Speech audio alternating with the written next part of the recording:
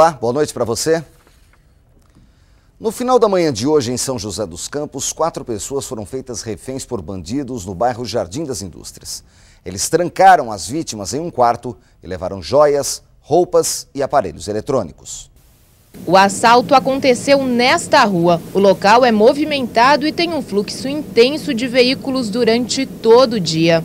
A dona da casa estava com o filho e 2 vizinhas conversando em frente ao portão por volta das 11 horas da manhã. O grupo foi abordado por 3 homens armados e depois feito refém. Dentro da casa, os 4 foram trancados em um cômodo, enquanto os bandidos levavam aparelhos eletrônicos, roupas e joias. Este aposentado, que é vizinho das vítimas, já teve a casa assaltada 2 vezes e fala que é preciso ter cuidado. O povo brasileiro tudo está com medo, né? Não sou eu, né? Tá meio difícil viver aqui.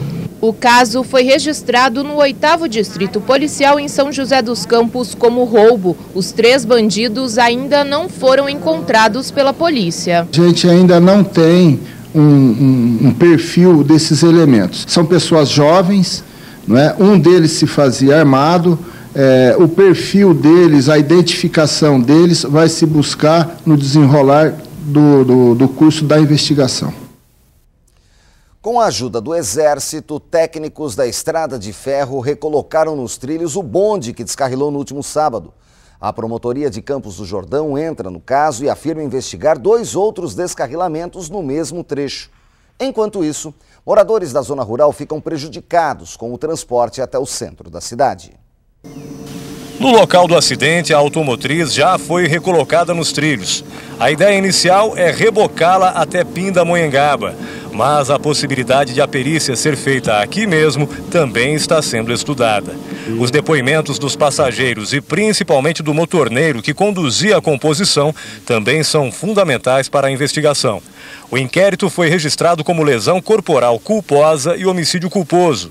Nesta quinta-feira, 2 funcionários da Estrada de Ferro foram ouvidos pelo delegado. Nós conversamos com o responsável pela manutenção do monotrilho, então da automotriz, que nada mais é que o próprio bonde. Ele informou que aquele bonde tem cerca de 50 anos e que foi feita uma reforma grande, uma revisão grande de todo o sistema, mas a reforma que foi feita foi da parte externa, da cobertura dela. O outro funcionário era um agente, um funcionário que ele presta auxílio ao motorneiro, ao operador da automotriz. Ele estava no momento do acidente. O que eles relatam houve uma chiadeira, que nada mais é que uma perda de tração. O motorneiro teria acionado o freio, um freio de emergência que eles têm, é um eletroímã, mas também não obteve a resposta.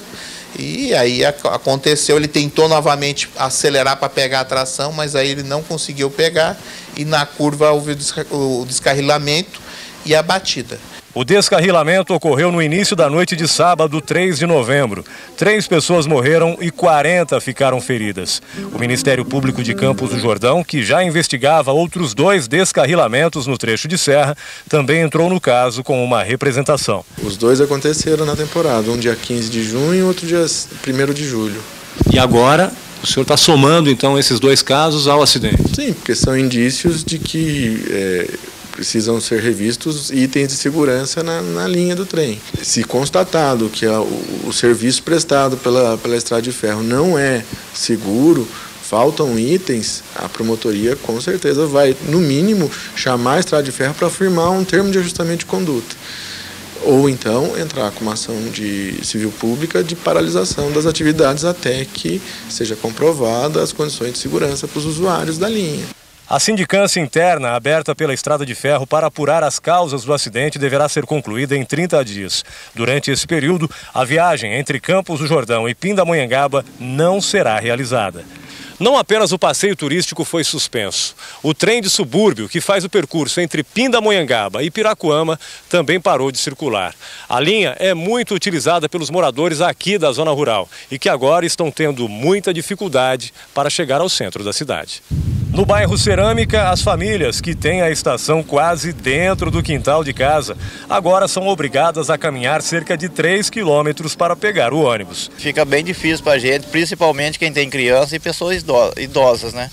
Porque tem senhora aqui de 60, quase 70 anos que depende dessa condução. Antes tinha ônibus aqui, mas depois também cortaram, não sei o que houve, que não está tendo condução aqui.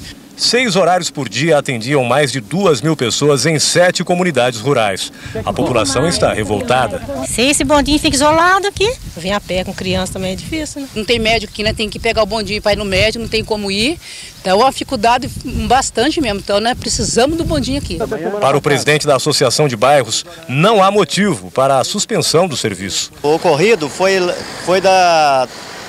na serra, né? E não aqui embaixo do Piraquama até Pindamonhangaba. Então, como é lá na serra, então acho que deve ser investigado lá no local o que ocorreu. Eu acho que aqui dá para trabalhar, acho que normalmente. E mais 2 vítimas tiveram alta nesta quinta-feira. Deixaram no hospital regional uma criança de 12 anos e o motorneiro Luciano Pereira da Silva, de 35 anos. Outras 2 pessoas seguem internadas na Santa Casa de Pindamonhangaba, em estado leve. Um fugitivo do presídio Edgar Magalhães Noronha, o Pemano de Tremembé, roubou um veículo e logo após a fuga atropelou uma mulher no bairro Gurilândia na tarde de hoje. Ele chegou a ser cercado por policiais no centro de Taubaté, próximo ao colégio Idesa, mas conseguiu escapar a pé pela linha férrea. Até agora ninguém foi preso. A vítima, Maria Neide Andrade Maciel, de 50 anos, foi socorrida ao hospital regional e passa bem. Presos em Ubatuba 2 traficantes que, segundo a polícia, comandavam o tráfico na cidade. Eles foram presos dentro de casa, no bairro Sesmaria. No local, a polícia encontrou 20 quilos de entorpecente e embalagens e equipamentos para o refino da droga. A investigação, conduzida pelo delegado André Costilhas e pelo investigador Edson Martins, identificou um barraco no meio da mata onde era produzida a droga. A polícia encontrou ainda uma agenda com anotações de contabilidade do tráfico. Ali estavam nomes de outros traficantes, de usuários e ainda os valores dos débitos. E no próximo bloco, você confere entrevista com o prefeito reeleito de Paraibuna, Antônio Marcos de Barros. A gente volta em instantes, agora às 6h59.